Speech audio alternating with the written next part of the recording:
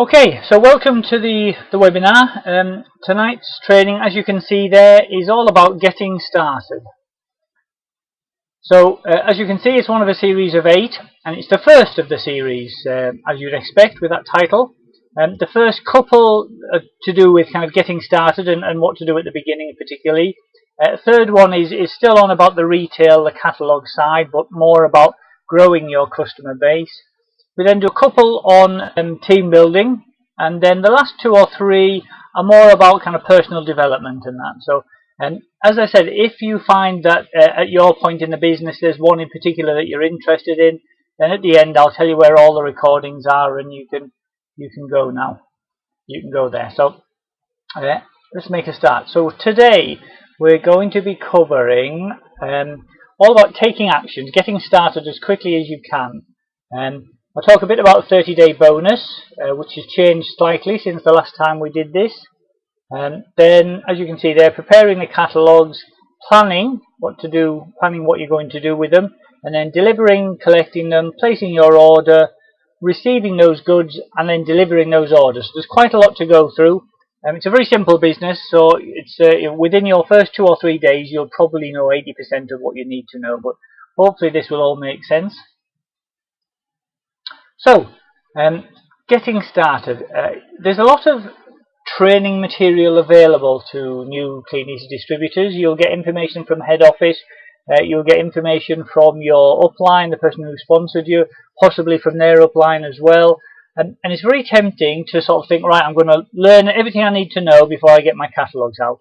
But actually, you're much better off learning as you go along. So get started straight away and then learn how to improve it.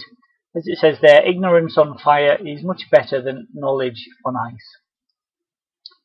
So, what sort of things should you do at the beginning? Okay, a good thing to do to get started, and you can do this immediately before even your catalogues have arrived. And that is, write a list of people that you know. Try and think of 20 or so people that you know, and tell your friends that you've started. And that does 2 things. One is you might have some orders from your friends before even your catalogues arrive, which is brilliant. And secondly, you might actually have one of your friends that says, oh, you know what, I've been looking for a way to earn a bit of extra money. Do you think it's something I can do? And you might even have your first team member as well before your first catalogues arrive. So, telling people that you've started your new business is a great way to get started immediately.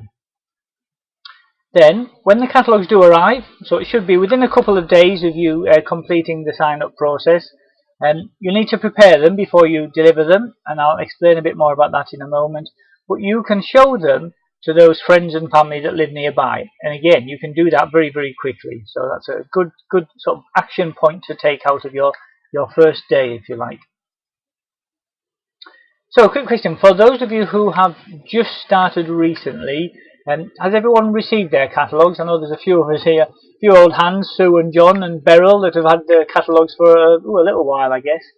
But Michelle, I know you said you're just starting tomorrow, so I guess yours haven't arrived yet. Norval, I know, signed up on Monday, I think, so a catalogue should be, if not today, will be tomorrow, hopefully. Oh, Michelle arrived today. Ah, fantastic. So you have signed up, and when you said you're ready to go tomorrow, that's because the catalogues have arrived today. Fantastic. Okay. So, 30-day bonus. This is a great incentive that Kleeneze introduced to encourage you to make a fast start. Your challenge, should you choose to accept it, is to get 500 bonus points, which is around about £600 worth of orders in your first 30 days, and that's why hence it's called the 30-day bonus. And what you get if you achieve your 30-day bonus will become apparent in a moment. A quick question for everybody, especially those of you who haven't achieved it yet. Would you think getting £600 worth of orders in your first 30 days would be hard or easy? Who's this aimed for? New starters then, I guess, particularly Michelle, Norval, or anybody who's kind of introduced anybody new recently? Easy? Good? Yep. Anybody else, any thoughts? Should that be easy or difficult? Easy. Good. Well, Kleeneze obviously don't set it to be too easy. They want you to sort of challenge yourself a little bit. But if you think about it, £600 in your first 30 days is approximately £150 a week in orders. So rather than thinking, gosh, £600 sounds a lot, £150 a week doesn't sound quite so scary. And if you get your 250 catalogues out even just once a week, then that should probably take you 8 to 10 hours by the time you put the catalogues out and back in again. Obviously it'll vary depending on your area and whether you've got lots of terraced houses or long driveways, but if you should hopefully be able to get your catalogues out at least once a week. And on average, you can expect somewhere around £1 a catalogue. Now again, that's an average, so a lot of people get less than that, a lot of people get more. On average about £1 a catalogue. So if you're aiming for 250 catalogues a week, you've got a pretty good chance of getting your £150 a week in orders. So what happens if you get that? Well, basically you'll hit your first income. Obviously you get your 21% commission from your orders, so that'll be around £120 odd just in commission for yourself, and you get an extra 250 sets of catalogues. Now the way that you get these has changed just recently. The way it's set up now is that you get 25 catalogues in every order that you place during your first 30 days, as long as that order's over 125 bonus points. Now I'm not going to go into the details of what bonus points mean. It's about £150, but just check with your upline before you put an order in. If you're putting in an order that's £150 or very close to that, it might be worth just double checking before you finally submit it that you have got the 125 bonus points, because if you do, you'll get an extra 25 free catalogues, which is brilliant because that will help to replace any that you've lost during your first few days. And then if you hit the bonus 30 days later, you will get another 150 when you do that. So 250 or thereabouts altogether. Yes, thank you, Simon. That's a good point. Obviously, by putting in orders of £150, which you should be aiming for, you'll get free delivery as well. So you don't want to be incurring any charges if you can avoid it. So the 30-day bonus is a great way just to encourage you to put your orders in as quickly as you can, and then you'll be topping up your catalogues, and you will often come out with a lot more catalogues than you started with just because of all the free ones that you get. Okay. So that's your target. So how do we go about achieving it? Well, first off, you need to prepare those catalogues. So it's really important to personalise them, and by that what we mean is just getting your name known to all of your customers around where you live. So on your catalogues, there's a little space on the back for a sticky label where you should have received sticky labels in with your starter packs with your name and address and a contact number. So put one of those on the back of each catalogue. And also put one on each order form. So again, as your customers are writing out the orders, they see your name right in front of them, so they start to get very familiar with who you are. And also the day slips, here's an example of a one here you'll get from the Bids web shop. The day slips there will also, as you can see there, myself and my lovely wife Sarah, that's kind of right at the front of the catalogue pack as well, so your customers get to know that very quickly. Now, I would say when you're making the catalogues up, make every pack exactly the same, but what I always do is put one of the catalogues in there upside down. I can't remember if I've explained. Oh yeah, okay. So the way I normally prepare the catalogue pack, and this is what I'm recommending, is that you put your catalogues in, as I said. The day slip should be right at the front, so even if a customer has decided they don't have time to have a look at your catalogue this time, they know what day you're going to come and collect it, so they'll put it out on that morning. If you hide the day slip away in the back somewhere, then I guarantee you will lose a lot of catalogues because people just won't know when to put them out for you. I always make the order form visible, so again I normally put it at the front just behind the day slip. That's so that as you're going around collecting them, you can immediately see if you've got an order or not from that. And then the plastic bags that you put your catalogues in, change them regularly. You will have customers that put them out and they get out in the rain or the elements, and they get a bit tatty, and as a result the bags can start to look a bit tired and worn. And if you just keep putting them out all over again, your customers are going to sort of think, oh, you know what, these are not very well looked after. Whereas if you're changing them regularly and they're nice and shiny, then your customers are much happier looking at the contents, which is obviously what we want them to do.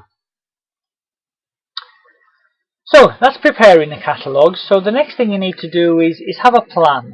Um, Now, one of the things about one of the benefits of being in Kleeneze is that you're self-employed, and that gives you lots and lots of benefits. You can be very flexible about your time. You can fit it around all your other commitments.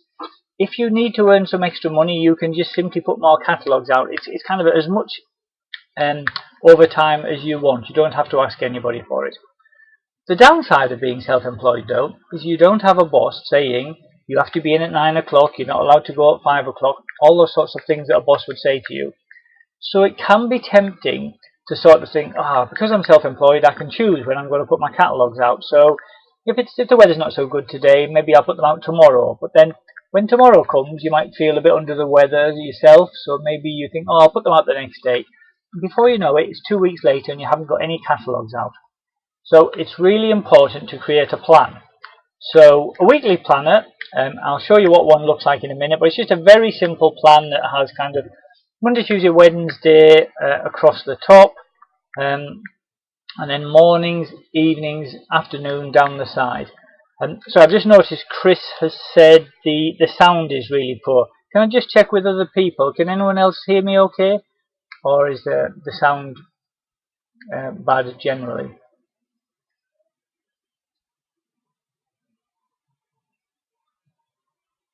Okay, sorry guys, that's probably my broadband. I'll try and slow down a bit so that hopefully it'll be a little bit clearer. Okay, sorry about that guys, that's probably at my end then, as you all seem to be suffering. Okay, so the weekly planner, as I said, simply has the days of the week across the top, and then morning, afternoon, evening down the side. And what you can do is just put it in there, block out any time that you've got other commitments. So if you've got, looking after the children, or you've got a part-time job maybe that you're putting this around, you can block that out. And then you can put in there, what day I'm going to put my catalogues out, which day I'm going to pick them back up again, maybe twice a week if you're really keen to get a fast start, and what day I might deliver my orders, and so on. And by having a plan, you've got something to stick to. You can kind of start to put in place some of the really useful disciplines rather than thinking each morning, shall I go out or not today? Because that's a bad way to start, because you'll always find some reason not to go out.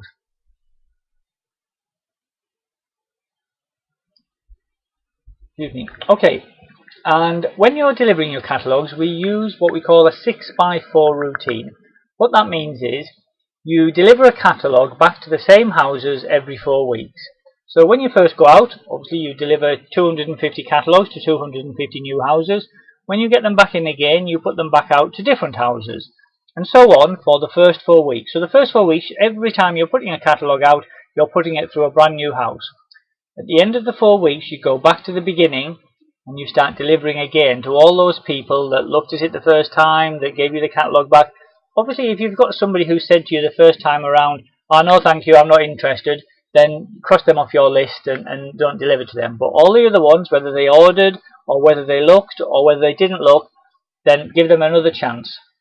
And the 6 refers to the fact that we go back around 6 times to give customers a chance to order. And the reason for this is people have all sorts of things going on in their lives, so they don't all have the time to look at the catalogue every time you put it through.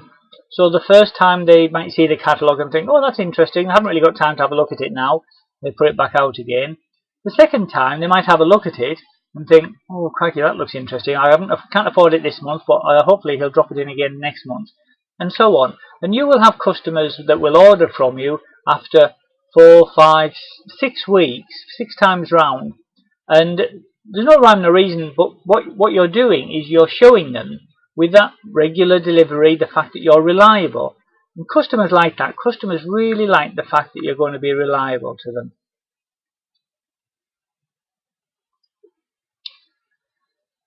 So, delivering the catalogues. So when you've decided the day that you're going to go out and deliver them, hopefully as soon as possible after you've received them, you need to plan your route. So start close to home. There's no point in driving to the other side of town because you think there might be a better area over there.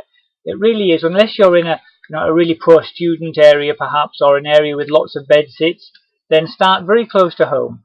And don't flit about. The best thing to do is just to print a map with your house in the middle and just all of the surrounding streets, and just kind of highlight each street as you go round.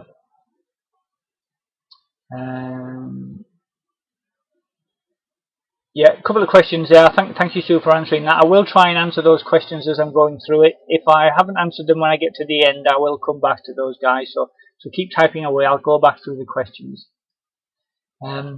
Deliver to every house, so don't prejudge. Sometimes you might look at a house and think, oh crikey, that garden's a bit messy, I'm not sure if I'm going to get the catalogue back. But you'd be amazed, you get orders from all sorts of different properties, so just deliver to every house, as I said, don't prejudge. Now, do deliver, and this answers your question I think, Norval, do deliver to houses that have signs on saying, for example, no cold callers or no junk mail. I would say probably at least half of my best customers have signs like that on. And usually it's more elderly people who are nervous about people knocking on the door late at night saying, excuse me madam, do you want to buy some cheap electricity or something like that. But actually they really love being able to take their time browsing through a catalogue and put the catalogue out knowing they're going to get the goods delivered back to them a few days later. So, absolutely do deliver to all properties, even those with those signs on. One challenge that you will have is if you go to a block of flats, and if the flats have their own individual letterboxes that you can go, in the door, then that's fine. But if it's like a block with 20 letterbox, like a big kind of metal box with 20 letterboxes all at the bottom, it's tempting to sort of think, oh, this is brilliant, I can get 20 catalogues out really quickly. The problem you will have is when you go back to collect them, you might have 10 catalogues returned, all in a neat pile at the bottom of the box, but you will have no idea who's returned them and who hasn't. So you can get around that by, for example, putting a little sticky label on each plastic bag with, and then number it, 1, 2, 3. But obviously you need to sort of prepare for that a little bit in advance. So just be aware of that it's tempting to sort of think, oh great, I can just get a load of catalogues out quickly. But it can be a challenge when you come back to try and pick up stragglers. You will come across other distributors, but just ignore any other distributor that you come across.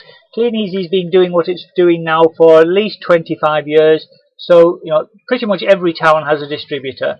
And so as you grow and expand your business, you will come across other catalogues. But most distributors are just delivering to their regular customers, and if you're just starting off, you will pick up your customers in between theirs. Sue Marshall lives probably less than a quarter of a mile from me, and I know Sue had been doing the business for 9 years before I started. And I remember thinking, oh crikey, I'm probably going to have to go to another town to get any customers. But Sue just told me to, exactly the same as I've just told you, and I just picked up lots of customers in between hers, and we have lots of streets where we both deliver to the same streets, but just different houses in the same street, just because we picked up our customers at different times. So as you're going round delivering them, make sure you keep good records of the houses that you've delivered to, and if anybody says, oh no thank you, I don't want one, then make a note of that so you know that you haven't got one to collect back from there when you go back around. And just be very polite when you're going around. So things like closing the gates behind you. Don't walk across people's gardens, walk on their footpaths. And be cheerful, talk to everybody you come across, because that just builds a little bit of rapport with your customers very quickly by doing that. So, sorry, that was delivering the catalogues. Once you've done that, obviously you go back to collect the catalogues a couple of days later. Excuse me, just lubricating my throat there.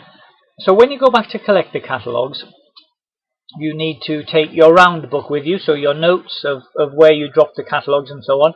You might think it's an area where you know very well, but it's so easy just to sort of forget whether you deliver to a particular cul-de-sac, especially if you've been round a few times. And as I say, you might have 1 or 2 customers that say they don't want a catalogue, and if you haven't made a note of that, you might simply annoy them by knocking on the door asking for a catalogue back when they asked you not to leave one. Don't forget to take your thank you slips for your orders that you collect, and the sorry I missed you slips if someone forgets to put their catalogue out. So as you're going round, for every house, you make a note in the little round book of whether you got the catalogue back or not, because obviously you need to know the next day if you're going to go back to collect the stragglers, whether they ordered or not, and if they looked at it. And you can tell whether they've looked at your catalogue, because if you remember when I said when you're preparing your books, I always put one in upside down and back to front. And that's normally the way you can check whether they've looked at your catalogues, because you can usually see, sometimes it's really obvious, they've taken everything out, turned everything around and put it all back in a funny order. But sometimes they try to be helpful and put everything back in the same order that you had them. But by having one upside down and back to front, they normally put that in all facing the same way, so you can then tell whether they've looked at it. So, once you've collected back all your catalogues and you've got some nice orders from your lovely customers, you can place your first order, and as I said at the beginning there, it's worth waiting until you've got £150 worth, because now there's two benefits to that. One is you get free delivery, and secondly, as long as it's 125 bonus points, so you might need a little bit more than £150, but there or thereabouts, you'll get 25 free catalogues during your first 30 days placing your orders as well. So your password for kleeneze.co.uk, now it used to be, actually I need to change this, it used to be that you would receive the password on an email from head office.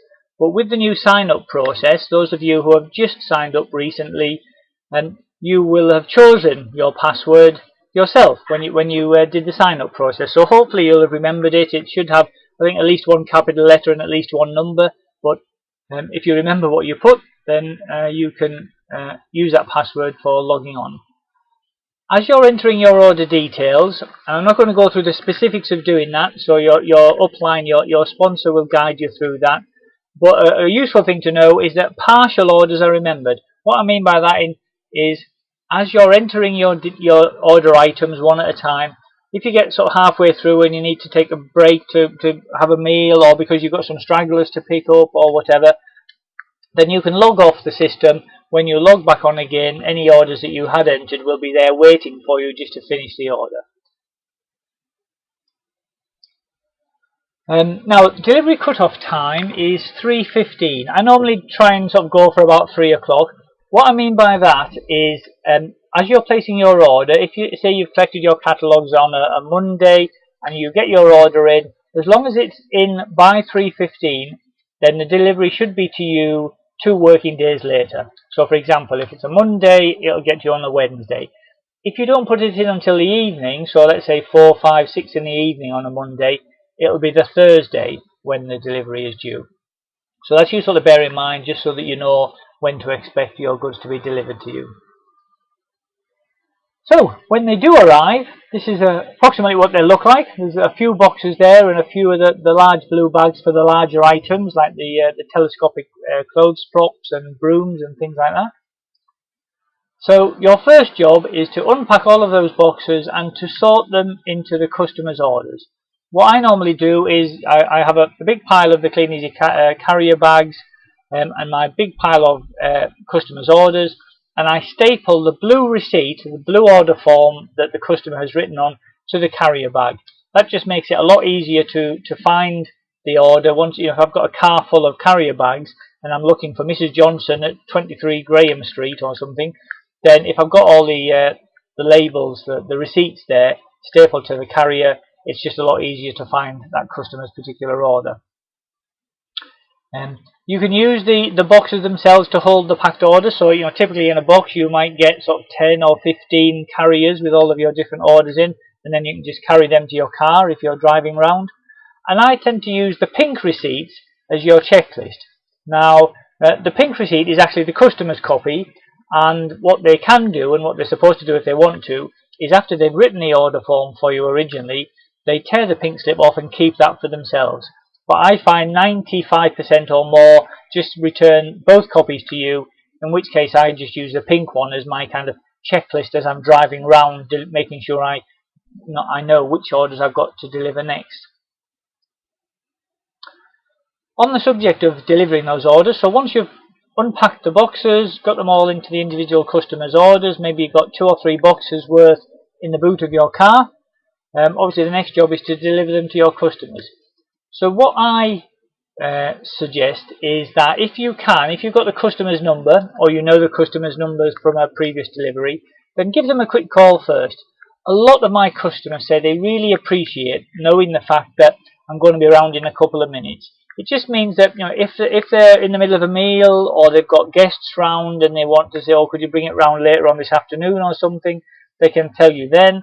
And also it just means that they're not kind of scrabbling around looking for their handbag or their purse or their money or whatever with you kind of stood on the door. So a lot of customers have said they really appreciate that initial call. So give them a quick call just to ask if it's okay to bring the order round. When they ask you when they're paying you, most customers will pay you by cash. Some people will ask if they can give you a cheque, and that's absolutely fine. They will say often, should I make the cheque payable out to Kleeneze or to you? And either work well, it's entirely up to you. If the cheques are made out to you, then obviously you can pay that into your own account with your cash and then just pay what you owe Kleeneze with a debit card. If they make the cheques out to Kleeneze, then you need to pay them into a branch of the NatWest using one of the gyro slips that you will have received in with your starter pack. And they can also now pay by card. I don't have that on the webinar. I haven't got the telephone number off the top of my head, but I'll include it in this webinar for next time. But there is a card payment system as well, where your customers can simply ring a telephone number and the head office will take the card details for your order there. When I'm handing the customer their order, obviously in the carrier bag with the blue order form, I always just say to them that your receipt is there, stapled to the carrier, and my telephone number and details are all on that receipt there, Mrs. Johnson. So if you've got any questions at all about your order, just give me a call anytime, and I sort of point out my telephone number to them. So they're then aware that, you know, that if they're unhappy for any reason, I can give them a refund, or I can replace it for them, or a credit note if that's what they like. And that just gives them that kind of comfort that, you know, even if they're not 100% sure whether what they want from the catalogue is going to be suitable, they can order it, and if they change their mind, you're going to refund it for them. That's not a problem. And that's a really important selling point for us. Okay, so a couple of quick questions just to see if everybody was awake. Can you remember when I said at the beginning, how many weeks would it be before you go back delivering your catalogues back to the same houses? 6 weeks, Michelle? Anybody else got any thoughts? 4, said Beryl. 5, Mohammed. 4, Simon. Yeah, normally about 4 or 5 weeks we would say is about right. Normally, once you're on a customer base, definitely 4 weeks. Anything longer than about 5 weeks, what you will find is that the customers kind of start to forget that you're coming around. They don't see that reliability. So once in 4 weeks is normally what we say. The 6, Michelle, that's how many times you will go back to them, just to give them as many opportunities as possible to order from you. Okay, approximately how much in orders should you aim to get in your first 30 days? That's okay, Michelle. Don't worry. That's why we do the webinar. 150, yeah, 150 a week, Mohammed. Would that be? That would get you the £600. Yeah, Simon, 600. Beryl, 600. That's absolutely right. So £600 worth of orders, specifically 500 bonus points, which is around about £600. That will get you your 30-day challenge, so 25 free catalogues in with each order, plus 150 once you hit that challenge. So that's good. So quick question for Michelle specifically, but also Norval, because I know you've only just joined, Norval. Anybody else who's quite new in the business, or if you can remember when you first started, how many catalogues a week did you put out, or are you planning to put out? Michelle, 250, good. Anyone else? 250, Mohammed?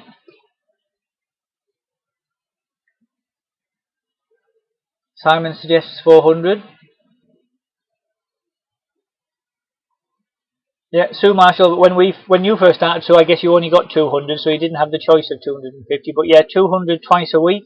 Norval, 250. Yeah, I would say Sorry, Mohammed, I didn't get all of your. The issue is I didn't get all of them back. Yeah, you do lose some, Mohammed, and that's why the 30-day bonus is supposed to help to replace them. But if you follow the training that I was just given there about make sure you go back each time and knock on the door if there's no one, if the catalogue's not out, put a reminder slip through, and that will help your customers to remember to put the catalogue out for you. So yeah, I would say aim to get your catalogues out at least once a week. If you can do it twice a week or even 3 times if you're very efficient, then obviously you're going to hit your 30-day bonus a lot quicker, get your free catalogues more quickly, find your customers more quickly, and so on. Okay, so I'm just starting to wrap up a little bit. So what we covered today was aim to get started as soon as possible. How to get your 30-day bonus, a little bit about preparing the catalogues, planning your weekly routine, delivering and collecting those catalogues, and then placing your orders, receiving those goods, and delivering the orders to your customers. So, as I said at the beginning, this is a series of 8 different trainings. Next week we're going to cover the first 4 weeks, so hopefully once you've got started, the next thing to think about is what are the things that you should be doing on top of the retail. I'll talk about obviously the catalogues as well, but there's other things that you should be thinking about doing during those first 4 weeks. And finally, as I said at the beginning, I've been recording this webinar, and they're all placed on YouTube. So if you want to rewatch this or watch any of the other 7 that are already on there, then you can just go onto YouTube and do a quick search for Chris Smith Kleeneze. You'll find them all on there. And if you wanted to subscribe to that channel, then obviously every time I put a new one up there, you'll get a notification. Right, so I'm just going to stop the recording now.